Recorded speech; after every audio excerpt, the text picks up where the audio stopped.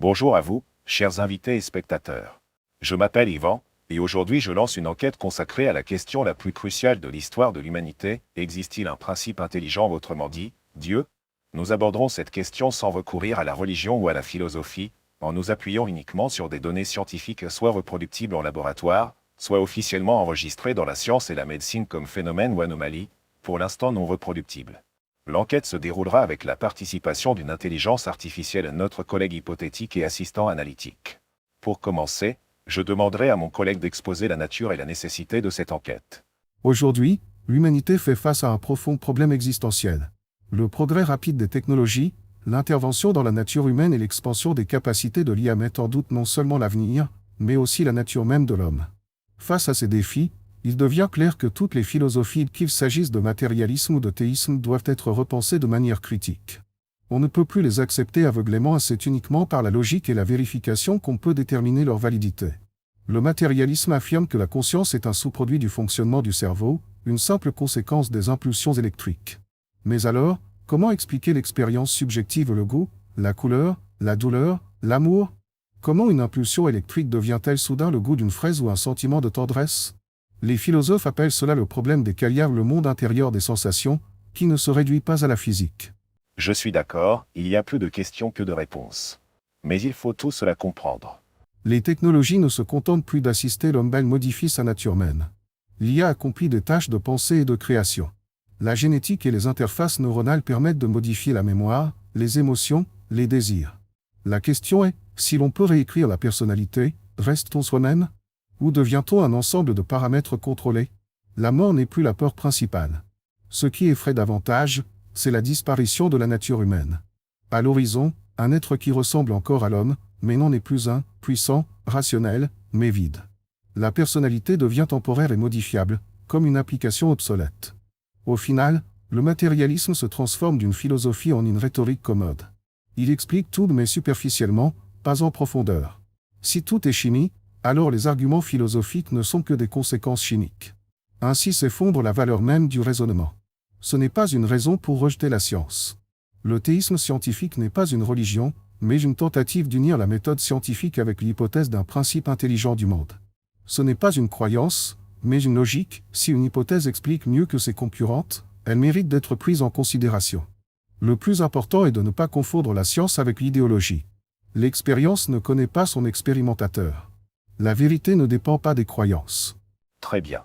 Nous allons essayer de vérifier dans quelle mesure les affirmations sur l'insuffisance du matérialisme et l'existence d'un principe intelligent sont fondées.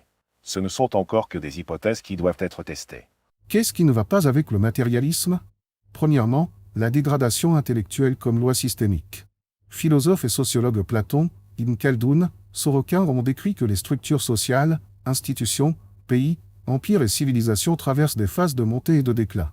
En période de déclin, on sélectionne non pas les meilleurs, mais les plus dociles. En science, cela se manifeste ainsi, on récompense la loyauté, pas la réflexion, les chercheurs indépendants sont marginalisés, les financements et la reconnaissance vont au bon. Kahneman a montré que la pensée est biaisée par des schémas cognitifs.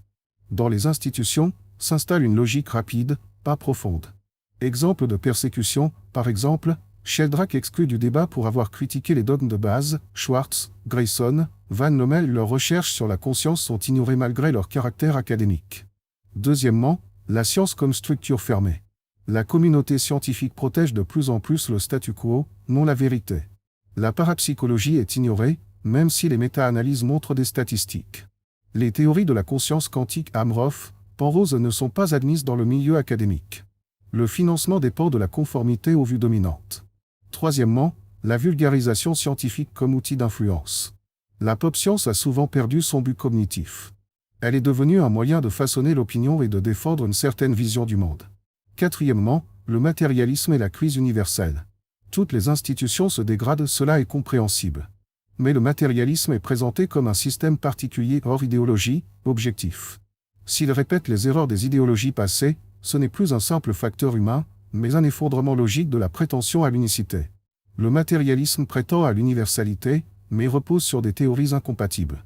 Il ressemble de plus en plus à un ensemble de modèles incohérents, maintenus non par méthode scientifique, mais par inertie institutionnelle et politique académique. Vous avez peut-être raison. Mais c'est une caractéristique générale des systèmes fermés. Donc, pas de diabolisation du matérialisme pour l'instant. Nous avons devant nous seulement une rhétorique accusatrice. Nous vérifierons. Peut-être que certaines critiques sont justifiées.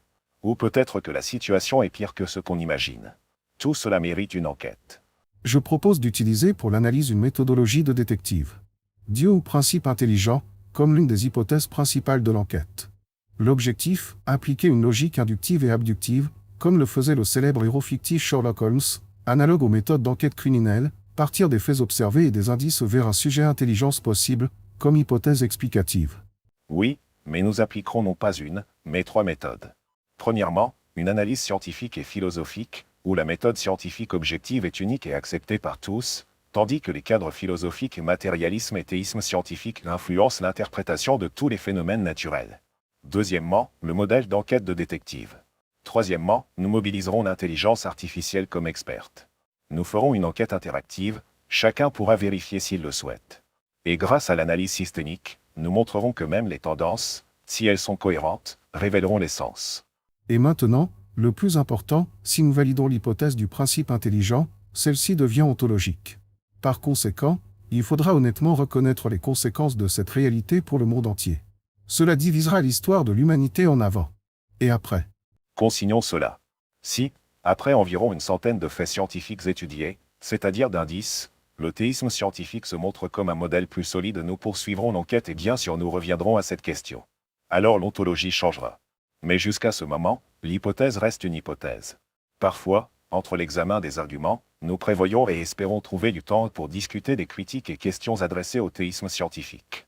Si ces questions sont constructives, nous les examinerons volontiers. Au final, cette enquête sera une analyse complète du théisme scientifique et de l'hypothèse de Dieu, couvrant non seulement leurs mérites, mais aussi leurs défauts, qui pourraient être mis en lumière durant le débat. Et surtout, le matérialisme doit rester une barrière primaire nécessaire dans la recherche scientifique, un système de vérification à franchir uniquement avec des preuves solides et reproductibles. Sans ce scepticisme fondamental, la science risque de basculer dans la ligne des miracles non fondés et de la mystique. Cependant, aller de l'avant nécessite plus, dépasser progressivement les biais cognitifs, qu'il s'agisse d'un attachement aveugle au matérialisme ou d'une foi débridée en désillusion. Ce double contrôle d'un filtre matérialiste strict à l'entrée et une lutte acharnée contre les erreurs de pensée est la seule voie vers une véritable expansion des frontières de la connaissance sans perdre la rigueur scientifique. Merci à vous d'avoir regardé cette vidéo jusqu'à la fin. J'espère à la prochaine rencontre.